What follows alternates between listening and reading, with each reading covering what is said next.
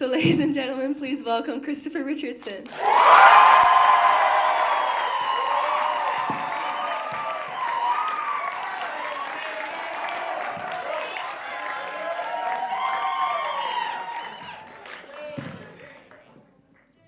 Someone say sing?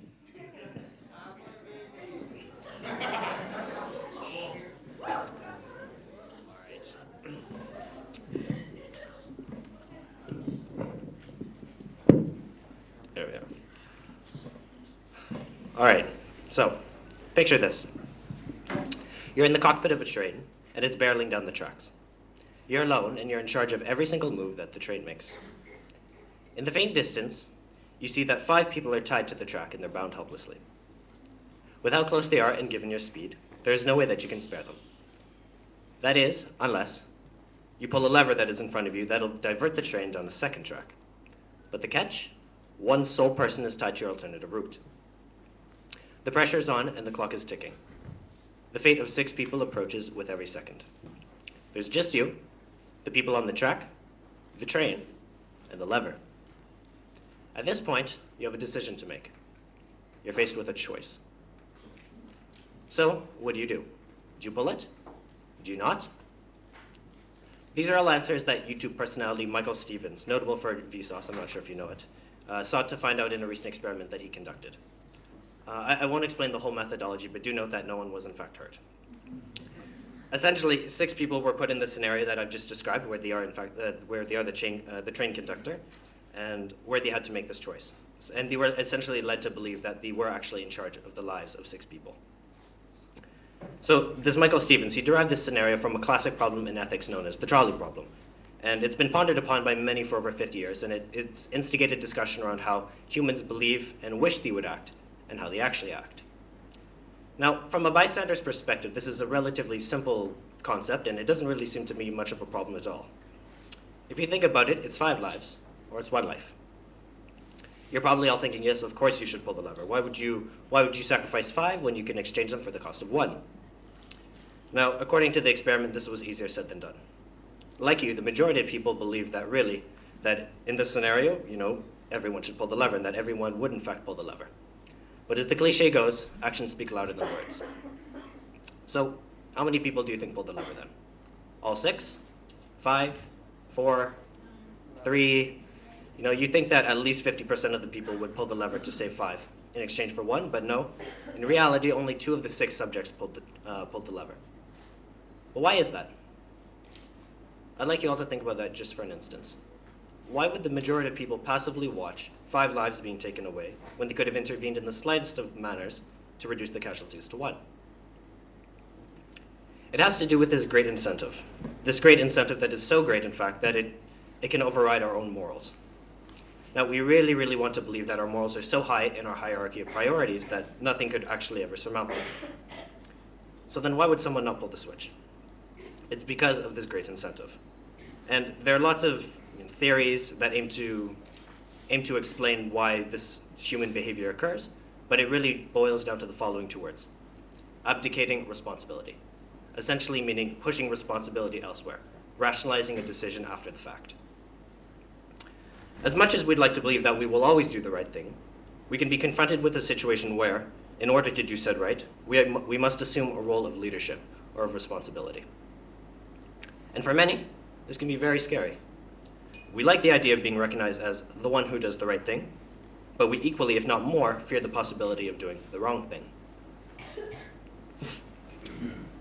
In the case of the trolley experiment, many test subjects expressed the following when trying to explain or rationalize the reason why they didn't pull the switch. Essentially, it meant being directly responsible for the death of 1, rather than being less tightly associated with the death of 5. Now, you could argue that they're equally as responsible for not pulling the switch, and I would agree with you. However, as I said, actually playing the role changes the story completely.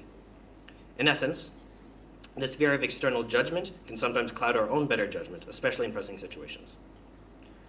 So, all this talk about trains, 5 versus 1, decision-making, what is it that I'm actually trying to get at? What I'm trying to point out is by stepping up to the podium, by nature means assuming a certain responsibility, and, of course, its possible consequences. As I stand here in front of you today, me stepping up to this podium to deliver this speech, both literally and figuratively, has put a weight on my shoulders for the very choice that I made to essentially deliver it. And as such, I have to be prepared for the potential consequences. This could be criticism, public humiliation, hopefully it doesn't get there, and essentially with the consequences I have to be ready to accept them.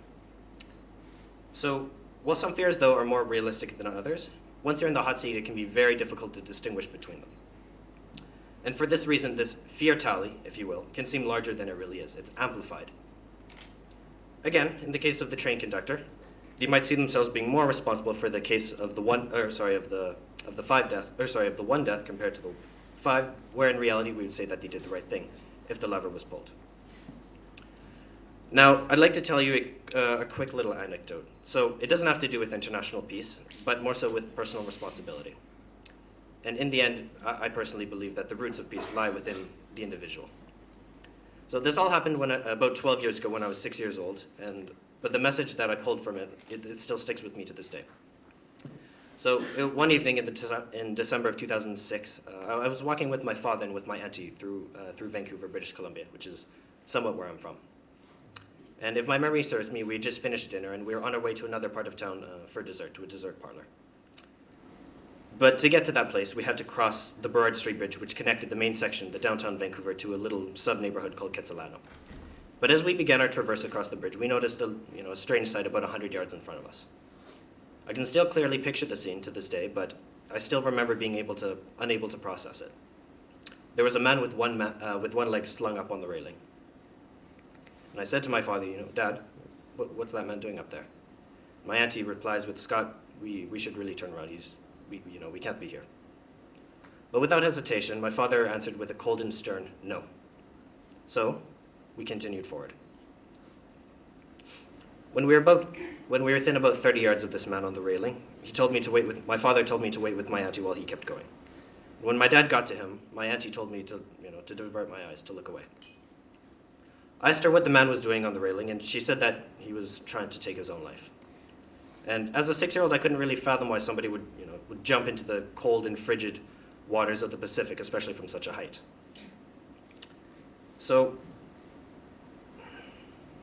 But after about 10 minutes of talking, my father was able to talk this man down from the railing.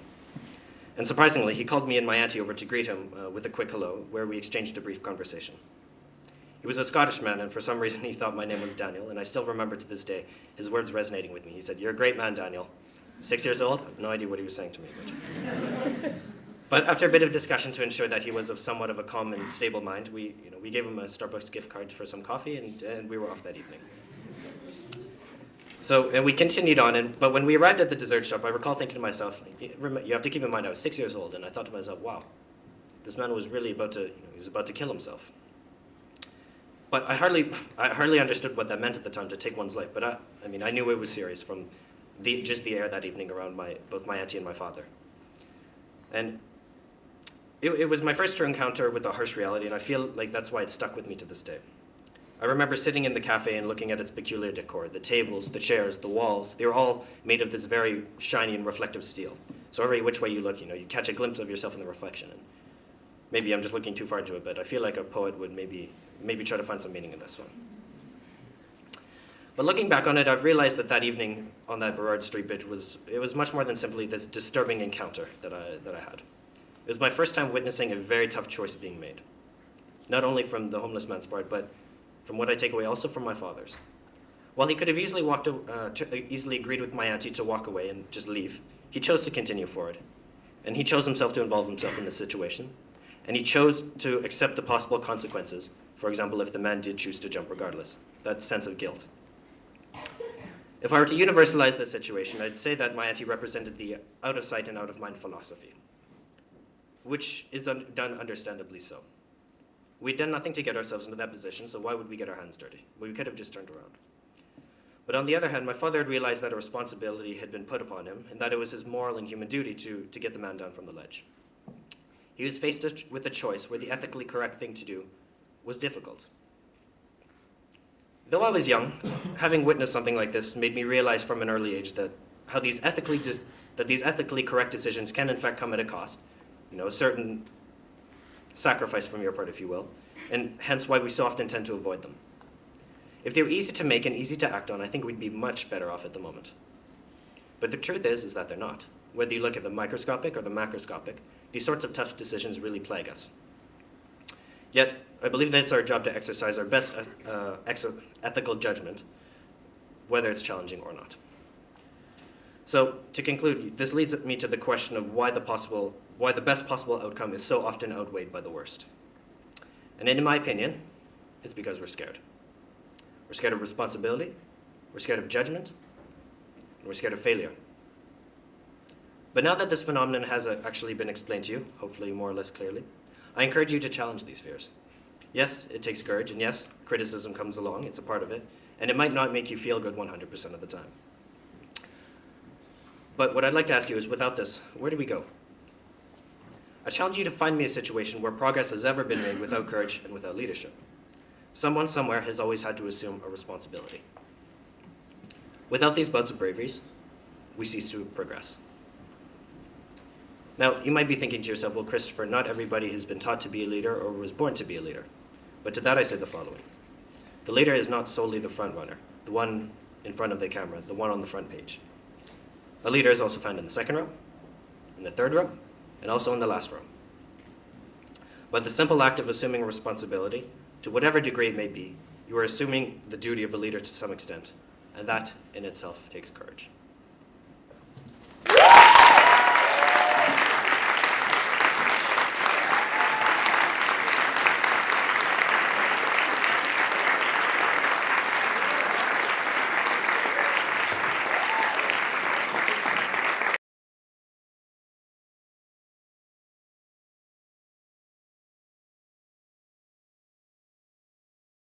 It was the afternoon of June 30th, 2013, when I heard a loud explosion. Although explosions and gunfire were a constant, tragic reality during my childhood, an ever-present fear surrounded me.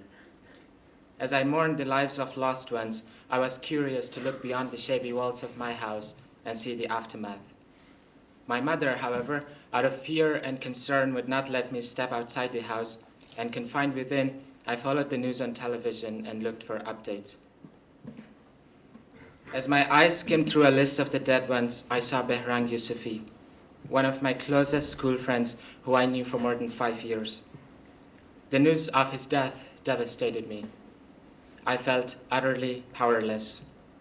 Behrang was one of the 28 innocent people who lost their lives in the explosion that afternoon. The victims all belonged to my ethnic community called Hazara. I have not seen Behrang since. Located in Quetta, a remote city in southwest Pakistan, the Hazara graveyard has been expanding as more innocent lives are taken away, merely because of their ethnic identity and religious beliefs. Many of my friends dropped out of school due to increasingly worsening security for Hazaras. Some left the city and took the arduous journey by boat to seek asylum in Europe and Australia, while others just dropped out with an uncertain fate of the future. As an Afghan Hazara refugee in the city, I never felt safe. Every day before I rode my bike to school located 10 kilometers away, I put on a black helmet with a tinted visor in an attempt to conceal my Hazara identity. My parents always reluctantly waved goodbye with a message. Call us the moment you get there. I'm Basit Mohammadi. She was different from everyone else in the classroom. She was the embodiment of dichotomy that surrounds the world. She had to force herself to be standard. She had to give up her dreams to fit in the society.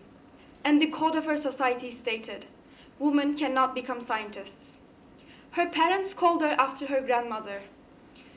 This was how she got the most common female name in Turkey, Ayşe.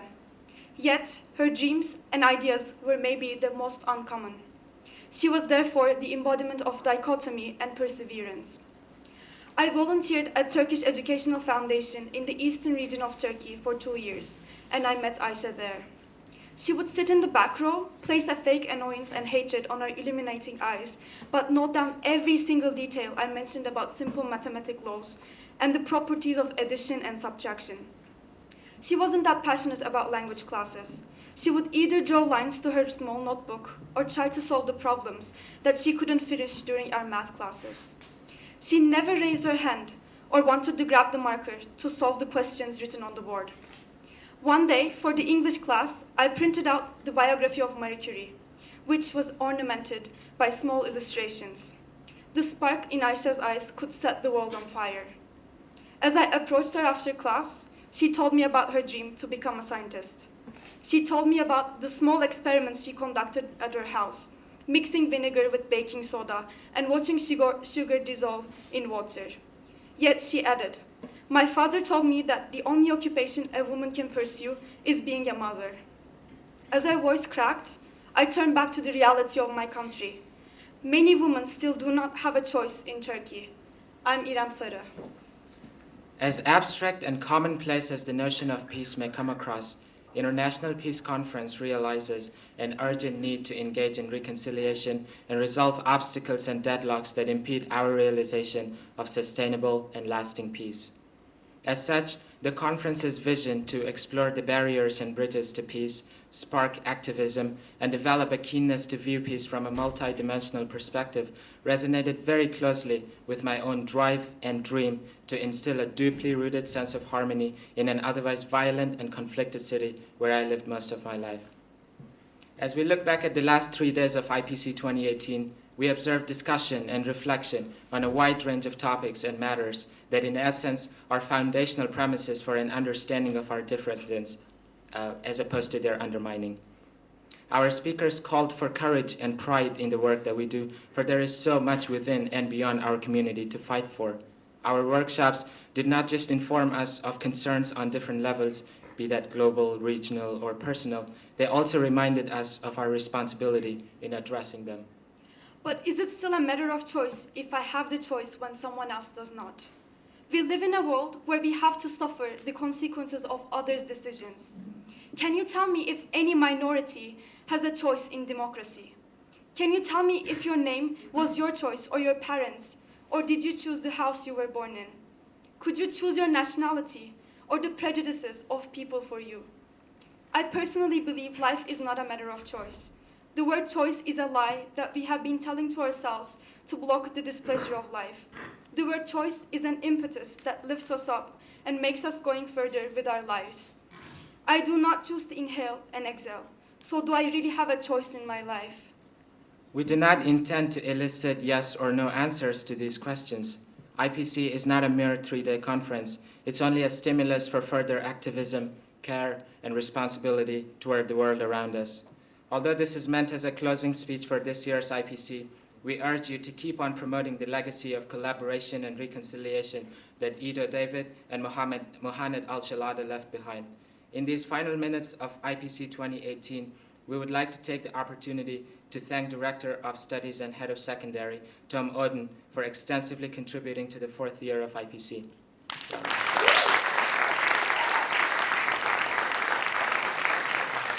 Thank you, Caroline and Petra, for all the logistical support you provided us with, and your passion and interest in the mission of the International Peace Conference.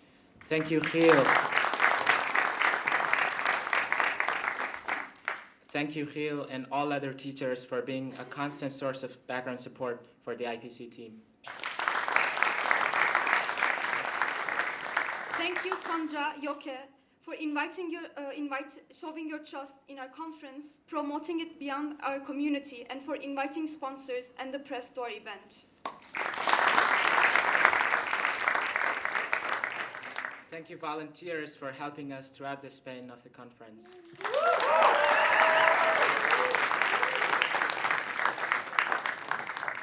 Thank you to all our performers who added a unique atmosphere to our conference.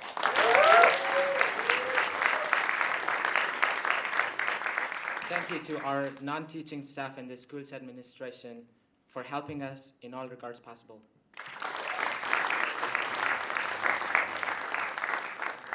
But these discussions would be impossible without IPC 2018 organizing team. We had our ups and downs, yet enjoyed every second. We sometimes raised our voices, sometimes chose to stay silent. Thank you, Marion, for all the sleepless nights.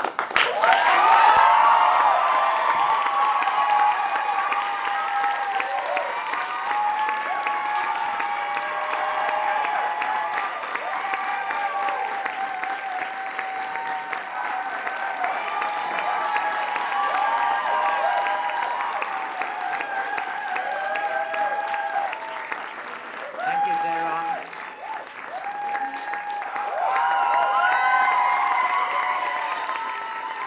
Thank you, Navneet.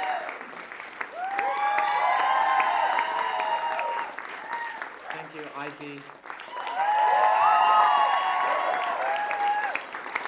Thank you, Siddhant.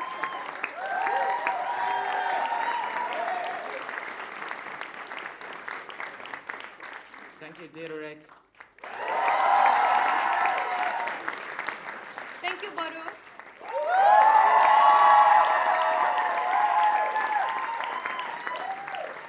Thank you, Abdul. Thank you, Arturo.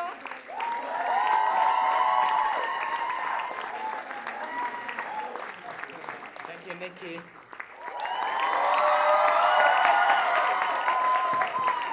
Thank you, GIE.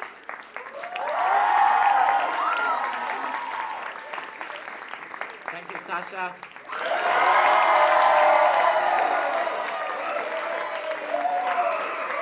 Thank you, Iram.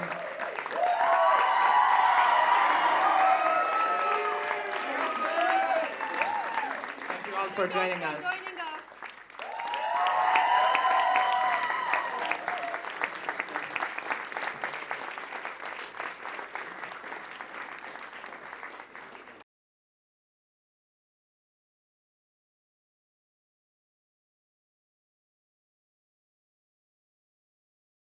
Hey guys, first of all, I'm sorry for, making this day a bit longer. This is completely unprepared and I just felt the urge to share something with you.